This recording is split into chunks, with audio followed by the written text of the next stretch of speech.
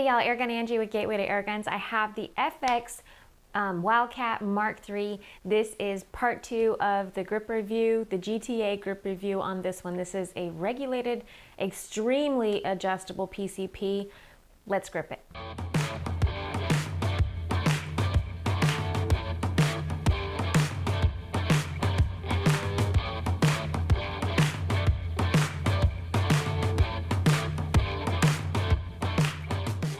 Really quick, I want to say thank you to Gateway to Airguns for making this video possible. Go check them out, guys. www.gatewaytoairguns.org. www.gatewaytoairguns.org. So, first order of business with the part 2 is accuracy.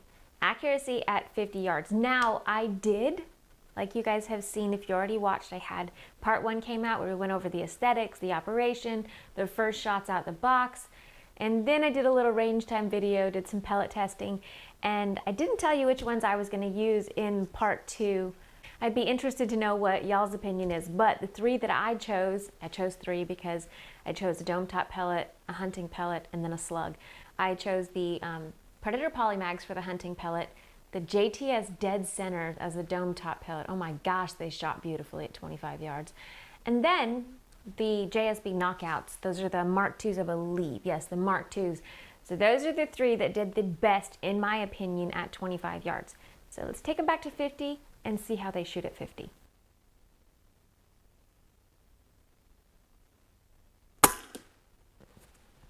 $920.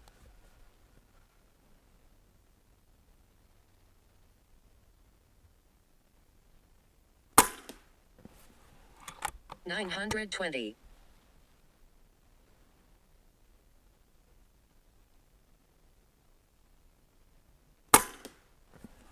$921.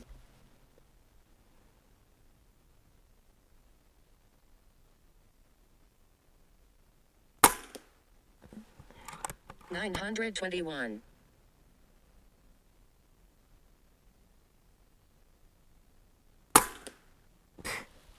$925. So I shot the JTS Dead Centers first. These are 18.1 grain, and oh my gosh, guys, that is a beautiful group. Let's check out the Polymags and then the Mark II slugs. Oh, hi. 971.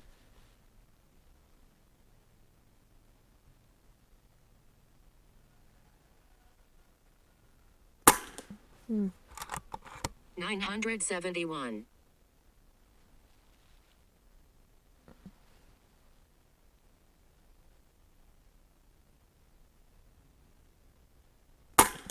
Hmm. 979.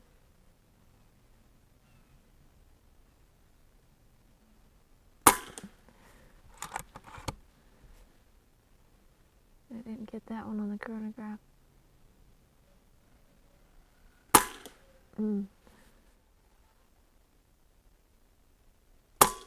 Really low and right. 749.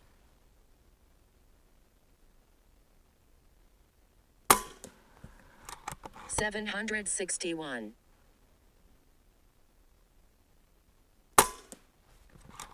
756. 771.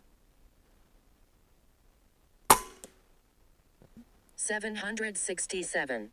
So it looks like the favorite of favorites is the JTS Dead Centers. The Polymags gave me about an inch group, and the slugs actually didn't do terrible either. Those are a little better than the Polymags, maybe a ½ inch, 3/4 of an inch group.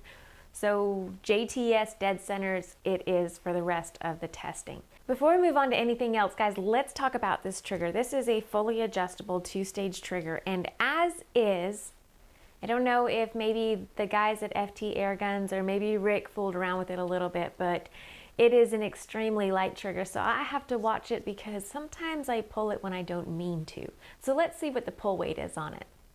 The first test shows 8.6 ounce and the second one was 8.8. So that's my kind of trigger. I really like a trigger around a pound. So 8.6, 8.8. Oh yeah, I like it. But this isn't supposed to be about me. So let's go ahead and move on.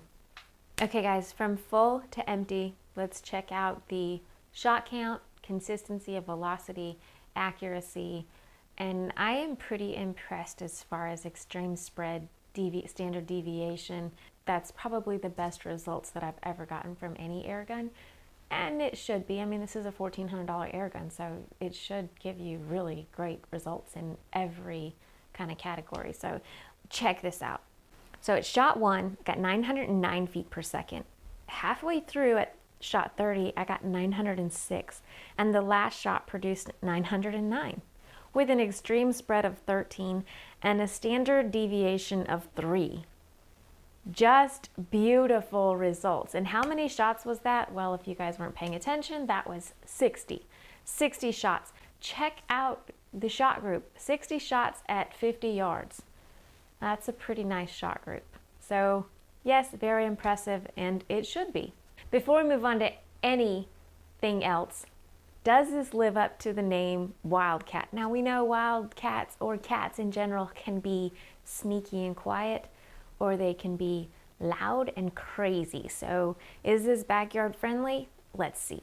So at the muzzle, the dB meter reading was 95.8 and 94.3 at the muzzle. That's not bad at all. Already backyard friendly at the muzzle. Now what about from the shooter's perspective? I got 94.2 and 91.6. So absolutely not loud from the shooter's perspective either. Now let's see what the neighbors might hear. 20 yards away, I hope your neighbors are further than that. I got 84.4 and 85.3. Definitely lives up to the more sneakier side of a Wildcat. Okay, so next test. This is going to take a little bit longer than some other videos might, some other grip reviews, because it has the multiple power. This is the hammer spring power adjustment back here. It's got the hammer spring knob, and then it also has an Allen screw where you can make finer adjustments to the hammer spring. But I'm just going to check it from power level setting 7, what we've already been shooting it on, all the way down to 1. I'm going to shoot 5 shot groups to see how accurate it is, as well as what kind of power it's putting out. So I've already done 7. We've already seen the results for 7, so there's no need to redo it. And I'm going to stick with the JTS pellets, like I said. Let's go ahead and move on to power level 6. And one thing to remember, never cock the gun before you adjust the knob. Adjust the knob first, then cock the gun. Just play that through your mind a couple of times. Adjust the knob first, then cock the gun. Adjust the knob first, then cock the gun. Okay, I think we've got it. So at power level 7, we already know we were getting about 909 feet per second and sub MOA at 50 yards with the JTS dead centers. And we're getting about 33 foot-pounds of energy. So power level 6 at 50 yards, let's see what we're gonna get. 857 feet per second, that's 29.6 foot-pounds of energy, and still pretty decently accurate. Let's adjust it to power level 5 and then cock the gun. So at power level 5, we're getting 800 feet per second and an average of 25.5 foot-pounds of energy. Got a couple of flyers there, but 3 of them were right there on top of each other. Now on to power level 4. The 4th setting gave me 740 feet per second and 22 foot-pounds of energy and about a half-inch group, so it's starting to spread out a little bit. And then on the 3rd setting, we got 677 feet per second, 18.5 foot-pounds of energy. That group size is definitely opening up. Now, it may shoot these pellets not so great on the lower power level setting, but there's probably some other pellets, maybe a little lighter pellets, it shoots better. So there is a ton of testing that can be done with this gun, but guys, I don't have time right now, so I'm just kind of doing the basic. Setting 2 gave me an average of 617 feet per second. That's 15.5 foot-pounds of energy, and actually a decent group for such a low power. In the last power level setting, 1, I got an average of 548 feet per second, and that's about 12 foot-pounds of energy. So at high power, from about middle power to high power, you can take this out and do some small game hunting. And then when you want to turn it down and get some more shots, or maybe you just want to go pesting or backyard plinking, it's perfect for that too. So really a great all-around 22 caliber gun. And remember, it comes in other calibers as well. Okay, so we've talked a lot about different velocities on different settings and all that sorts of stuff, but what is the max velocity that I'm getting with the settings that I have here on power level 7? Just like it is with the hobbies, these are 11.9 grain lead pellets. I was getting 1,053 feet per second. So it's a little bit higher than what I researched. I researched a little over 900 feet per second. This one's getting 1,053. So that is cooking. It's pretty good for a 22 cal. Okay guys, one of my favorite parts of this, because I like to challenge myself and show you guys how well or not well I do sometimes. So it's offhand time. Let's go check it out.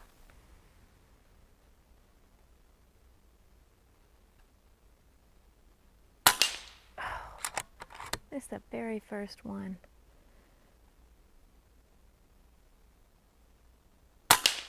And again.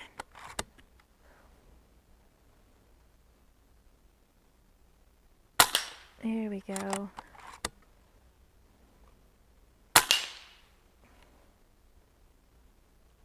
That didn't count. I did not mean to pull the trigger on that one. Remember, it is less than a pound trigger, like 8.8 something. So, there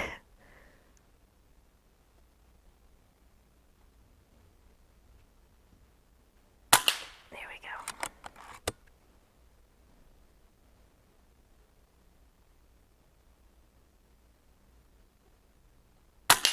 Ah!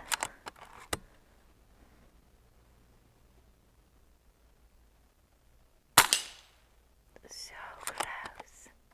Okay.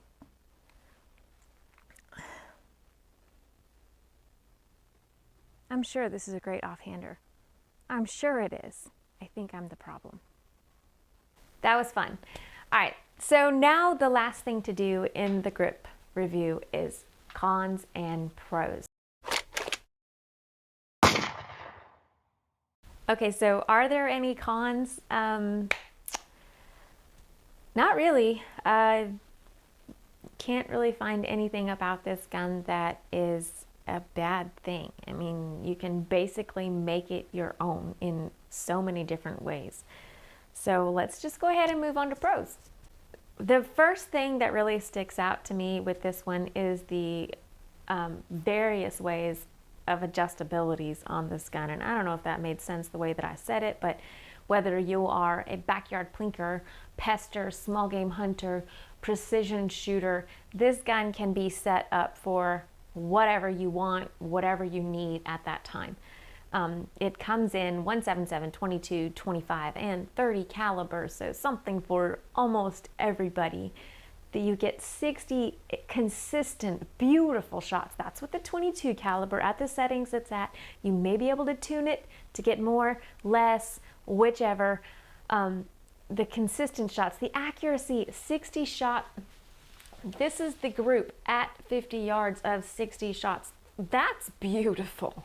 So, and the extreme spread standard deviation, super impressive. I am all around impressed. It is a great gun with no cons, all pros. It's light, compact, super accurate, puts out plenty of power, or not, if that's how you want it. Plenty of shots. It has the max capacity of the mag, 18. I mean, you're getting almost double what you normally would in a 22 cal. Okay, I left a con out. Rewind. Con, it has a fill probe. It's not a deal breaker. I hate fill probes. The standard would be awesome, but it does have a fill probe. Okay, back to pros. Okay, did I mention it's accurate? It's light, compact, a great shooter all around, guys. It's comfortable. That's all. That's all. Definitely full of pros. I would like to take a moment to say thank you to Gateway to Airguns. Thank y'all so much for making these videos possible. If you guys have not checked them out, you really, really should. If you're an air gunner, you like air guns, you like shooting, go check out www.gatewaytoairguns.org. There is something for every air gunner alive, I promise. So I guess that's it for my part 2, the grip review of the FX Wildcat Mark III in 22 caliber. If you guys are interested, if you guys want to find out more about this one, go check it out at ftairguns.com. Thank you guys for sending it over so it can be part of the GRiP program. Thank you guys so much for watching. I'm Airgun Angie with Gateway to Airguns. Y'all don't just have a good day, have an awesome one. See ya.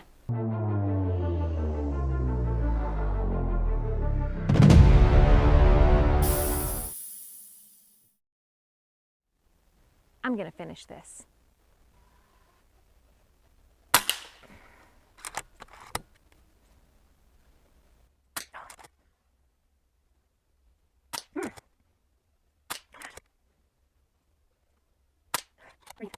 Breathe.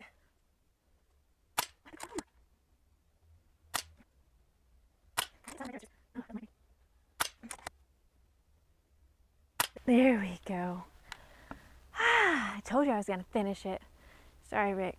I just can't leave it like that.